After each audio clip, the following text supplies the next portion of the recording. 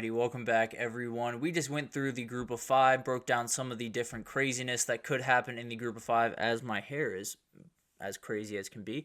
But let's get into some of the questions I have going into fall camp, and there are a ton of them, and there are a ton around some big-time universities that have big-time aspirations going into this year. So let's get into this, and we'll probably break this down throughout fall camp, just give you guys an update on fall camp, answer some other questions that have been answered or have yet to be answered. We'll continue on this as we kind of go through fall camp in the next month, but let's jump in and let's talk about who is going to be the guy that trots out with the Michigan's offense in the first game against Fresno State, because I don't know. I think this is one of the biggest things to watch throughout fall camp, because I don't think anyone in that building knows who's going to be the starter, and including those two guys, I think they're very, very much up in the air. Jack Tuttle and Alex Orji are the guys that you're gonna have to watch here.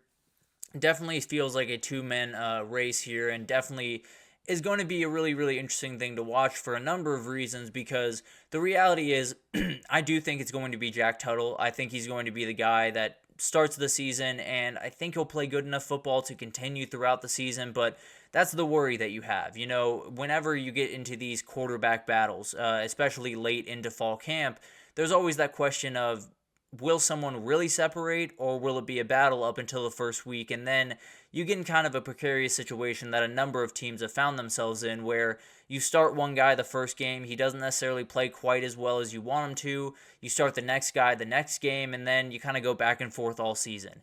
Michigan just has to avoid that. They have to make sure that whoever they're trotting out there in week one, they feel incredibly confident in. If it's Jack Tuttle, we will still see Alex Orji in different packages like we did a year ago, maybe even more often this upcoming year than we did a year ago. But if you're looking for a guy that is a J.J. McCarthy prototype, not necessarily nearly the athletic ability or just overall the ability of J.J. McCarthy, but Jack Tuttle just fits that a little bit better. He's not necessarily the athletic beast that Alex Orji is, and that's another reason Alex Orji just has to be on the field one way or the other. But I think when you're asking a guy to make all the throws, you're asking a guy to go through the progressions and just keep moving the ball down the field, especially in the pass game, I'd lean more towards Jack Tuttle. So I think it's going to be Jack Tuttle trotting out there in the first week, but overall, this is going to be a question that is going to leak into the season, and if they continue to go back and forth between these two guys, it's going to be a problem for Michigan. There's really no two ways about that. So whoever trots out for week one, Michigan fans better hope that's the guy that trots out in week 10, because if it's not, then you might just have an issue on your hands. But overall, it's going to be awesome to watch that unfold, and while I think it's going to be Jack Tuttle, a lot can change in the next month. Excuse me, I forgot I had one more. Florida State, the offense is the big question here. Is it where it needs to be to start the season? Because they start with two games in Georgia Tech and Boston College that necessarily shouldn't be too big of a problem, but if you don't see at least flashes from this offense in those games, you're going to have an issue on your hands. I'll just be totally honest with you. And the early returns from fall camp have been absolutely glowing. Everyone's saying this offense is running really efficiently, DJ hitting the spots that he needs to hit. And frankly, if that's the case, then these are your AC champions. It's going to be really, really hard to beat this team if this guy is executing at the level that he is definitely capable of. So I think you have other guys as well that have to show up really early on. Roydell Williams being probably the main among them at running back. Malik Benson absolutely is going to be huge. And then you have kind of a rebuilt offensive line in some ways. You brought in two guys from Richie Leonard from Florida. You brought in TJ Ferguson from Bama. Two very talented guys. There's no two ways about that. But definitely will be really interesting because they haven't necessarily played too much football, at least at a really high level. So it'll be really awesome to kind of watch this develop. And Mike Norvell and Alex Atkins, I think, are just going to have to be more dynamic this year. They're going to have to be a little bit more variable this year, because I don't see a Keon Coleman or a Jordan Travis on this roster. I see a ton of really, really talented players, but ones that are going to need a little bit better of guardrails to make everything work, where Jordan Travis could have everything go wrong and still make a 20-yard gain. So I think that's the biggest difference between this team, and if they get rolling from the get-go, this is going to be a really, really tough team to stop, and DJ really does have a really high ceiling. So it can happen. I'm a little bit worried about it, but overall, it's going to be really, really interesting to watch just how everything's coming along in fall camp for that offense.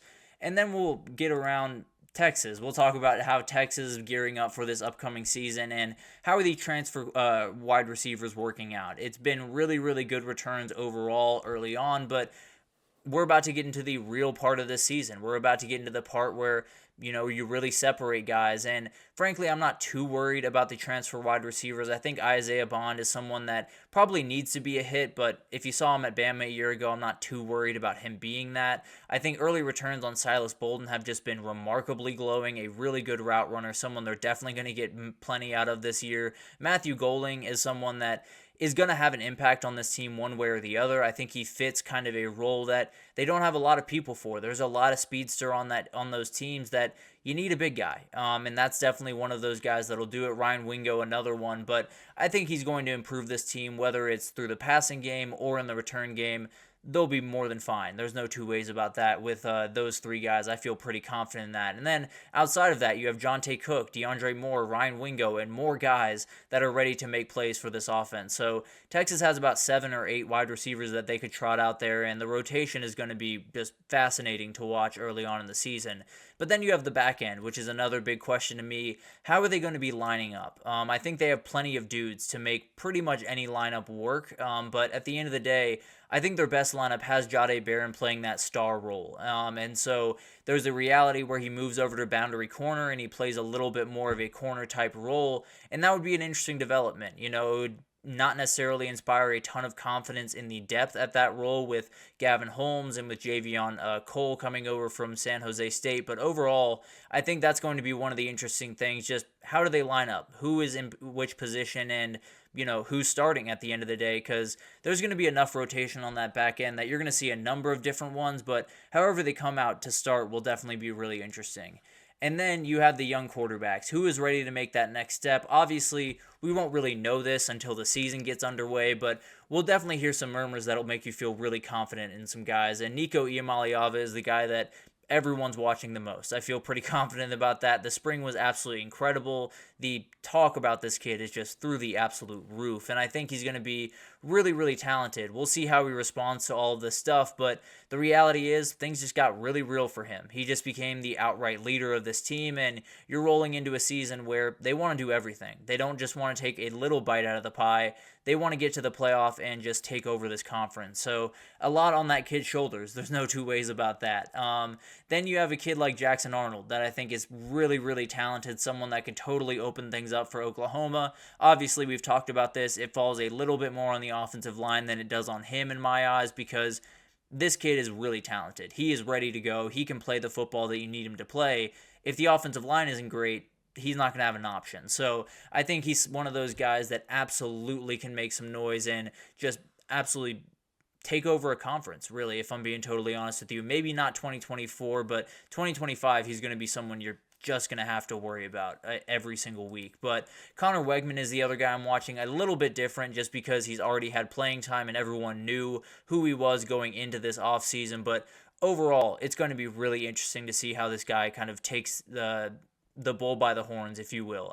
It'll be interesting to see kind of how he develops, and is he that outright leader of this team, or is he someone that is still kind of working his way into that role with the limited time he's had? And then you have guys like Dylan Raiola that absolutely can make some noise, has a ton on his shoulders that is going to be really, really tough to deal with, and it started before he was born, but at the end of the day, this is a very talented guy, and if he can hit the high hopes that they have for him, it's going to be really, really fun in Lincoln this year. And then you have guys like Brock Vandegrift, you have Drew Aller, who's a different situation, but still is a very, very interesting one out there that they need to have a strong camp. They need to go into this year with a lot of confidence, not only in them, but their teammates having confidence in them. So it'll be really, really interesting to watch all of this unfold. Overall, I think a lot of those guys are ready for that next moment. I think Nico Iamaleava is someone that we're going to be watching really closely, and I think he's ready. I think he's ready to take over this program and do some really special things. Now, could 2024 be a little bit disappointing? Sure, but at the end of the day, as long as you leave 2024 thinking 2025 is going to be even better because this kid is special, I think you feel more than fine as a Tennessee fan. So really, really like this group, and I think overall the fall camp questions are always really interesting and will define a lot of what happens during this college football season. But that'll do it for this edition of the GSMC College Football Podcast, brought to you by the GSMC Sports Network. Your support means a lot to us, so please remember to subscribe to the show, leave a positive review. It does make a huge difference. Also, follow us on Facebook, Twitter, TikTok, Instagram, every single social page you could possibly want for all of the content you could possibly want. We have incredible people covering every single sport you could need, and we got you covered if you need anything in the world of sports. But really love doing my Big Ten predictions today. I'm sure there will be some people that are none too happy about them, but I'll be back with the SEC to make some other people mad. So we'll be back tomorrow. Definitely tune in for that. But thank you once again for listening, and I will see you guys tomorrow.